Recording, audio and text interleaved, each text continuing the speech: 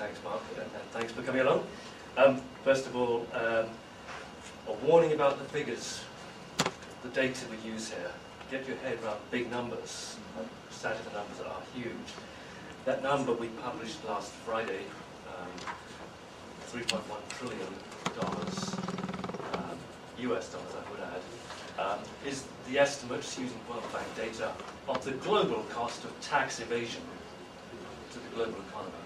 And we linked it to health budgets, and amongst other things we showed, for example, that Papua New Guinea loses 3 times its health budget to tax evasion every year.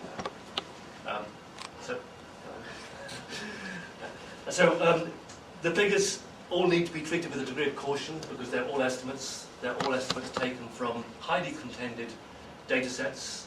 The data set we drew from here was a data set drawn up and published by the World Bank, and many people contest it, but it's one take amongst many on the scale of the global shadow economy.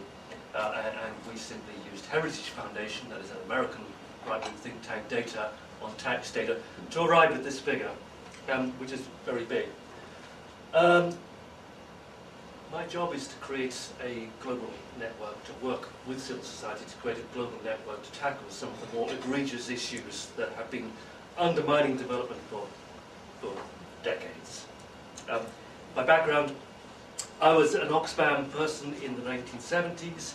We were looking at long-term systemic blockages to development and why poverty persisted in the world. And the issue of tax havens kept on coming out. We realized that capital flight, as it used to be called now, called illicit financial flows, were absolutely enormous issues. And every time we started investigating them, we kept coming up against these places which are not widely known as tax havens. I prefer the use of the term secrecy jurisdiction, which is an American term, but the two are pretty much, they're not entirely, synonymous. And amongst the things we're trying to do is to redefine people's ideas about corruption. I'm not going to argue with the World Bank when they say corruption is damaging. It is highly damaging. It's particularly damaging to poorer countries. It's particularly damaging to poor people. But they are the victims of corruption. They are not the perpetrators of corruption. And I take huge umbrage with the idea that we point fingers at the South and say the South is irredeemably corrupt, whereas we in the North are, of course, include all OECD countries when I talk about the North, we are setting the right example. I'd actually argue quite the opposite. We have created a supply side for corruption, and the supply side is called the secrecy jurisdiction world. So I'm going to explore that world very briefly, but less briefly. And a starting point might be to point out that The Economist, which by and large has managed to ignore this issue for decades, recently came out with an editorial which said that perhaps the people outside St Paul's Cathedral in London and occupying Wall Street should actually adopt this issue as a core issue. And for what it's worth, 2 days ago, Occupy London issued the first of their policy demands, and their first policy demand was tackle tax havens, close them down, and tackle tax avoidance. And that's not a coincidence because we've been very actively engaged with them. I have spoken on sites 5 times in the last month and a half, and that wasn't part of my schedule, by the way.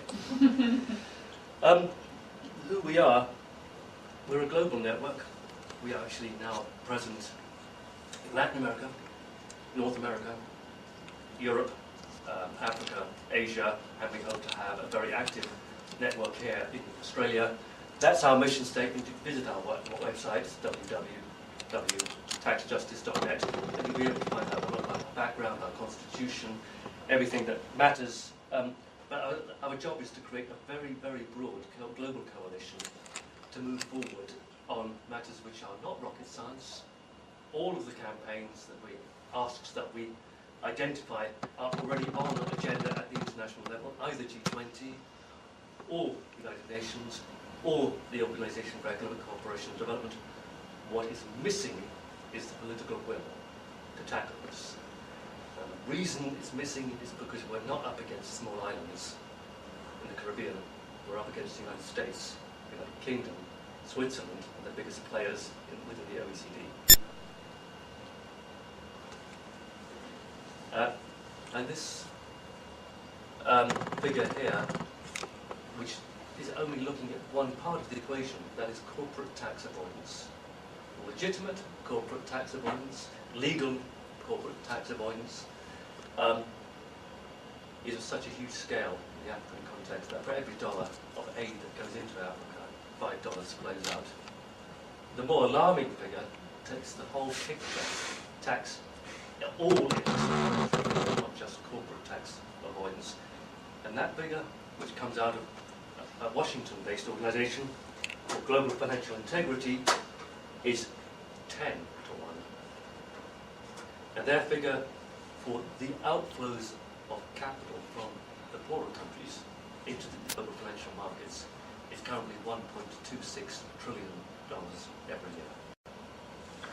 So clearly, the issue is enormous. It's an issue we can no longer afford to ignore. Because as Mark said earlier on, as early as 2005, in build-up to Make Poverty History, public response to aid was extremely sceptical.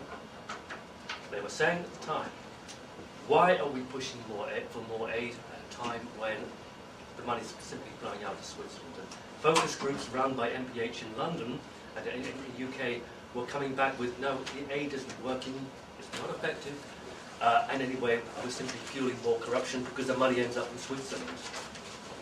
Which is actually quite a sophisticated take amongst the public. So it's against that context, I'll skip this one. No, I won't skip this one very quickly. I'm an investigator, I work with investigative teams. Before we launched Tax Justice Network, I just finished this investigation into money flows out of Russia.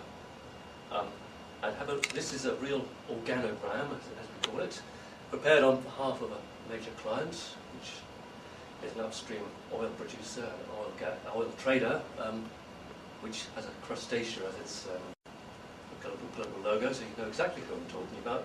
They were thinking about doing a joint venture, but they couldn't find out who was behind this company called aTax Holdings. What they knew was that aTax was responsible for hundreds of billions of trades every year, and they couldn't identify who owned it and where the money was going. And if you look, you'll find Ireland, Netherlands, Cyprus, Switzerland, Jersey, my home island, blah, blah, blah. This was purely a trading company, trading gas from Kazakhstan into Ukraine and a few other former Soviet Union countries. What was happening, however, was the money was disappearing by the hundreds of billions. Who was behind it? Well, we never found out. We spent over $1.5 million working up this organogram. We worked with Russian intelligence services to find out. And they came back and reported and said, we are convinced that it's Yeltsin behind this structure at his family in the 1990s. But we don't have the smoking gun, we don't have the evidence. The evidence, by the way, lies in the lawyer's office in Cyprus, and we'd love to blow the safe open, but it's your call on whether we do that. And this is the kind of thing that's happening across the world. This is how Gaddafi shifted his money, this is how the money disappears from Congo, this is how the money disappears out of Equatorial Guinea, you name it, similar structures. But the important thing is this wasn't set up by accident, this was set up by a British lawyer working out in Belgium. Very, very sophisticated exercise to create structures like this. And it involves places like Jersey, which is, as I said, my home island. So welcome to Jersey, for those of you who aren't familiar with Jersey. It lies off the French coast, but it's a British Crown dependency. And I travel on a Jersey passport, I'm a Jerseyman. And for 11 years I was an economic advisor to the government there. But prior to that, for 2 years I worked for a company called Deloitte Touche on the inside. I went there deliberately because Deloitte Touche has a client base that is very, very global. The Jersey branch had a huge client base in Africa, Middle East, and in Latin America. And that's why when I did the interview with them, I was particularly interested in working with a company that had that kind of developing country link. What I found, I'll step back one, I'm not just an economist, I trained as a forensic auditor. And that's important. As as an investigator on the inside, you can then start putting the jigsaw puzzles together. You can start taking the client files and finding out who's doing what. And what I found was just a whole kind of array. This is just my clients, array of different corrupt and criminal activities hiding behind these offshore walls of secrecy. These offshore companies which don't disclose who owns them, trusts which don't disclose who benefits from them, the offshore foundations which disclose nothing at all about their activities. So anyway, that's what I found from my clients, and then I worked within the government at a very senior level. I ran the Economic Advisors team and the office, and later worked with the Wall Street Journal on an investigation to a particular scandal. They concluded that by and large Jersey, which prides itself, markets itself across the world as being cooperative, transparent and well regulated, they concluded the exact opposite, and that was my experience. This was in fact an island captured by financial services, and by and large being used for criminal purposes. Jersey, by the way, ranks number 7 on the Financial Secrecy Index, which I'll talk about later on. If you're interested more in my rapid details, I contributed a chapter to this book, A Game as Old as Empire, which explores, which was commissioned in 2005, which is an exploration into the way the financial services industry globally has been corrupted and its part in the financial crisis. For what it's worth, I and my team were advertising the imminent crisis, the financial crisis, in 2004, 2005. That's when we first approached the UK FSA and said, you have one hell of a crisis building up in securitized markets. Anyway,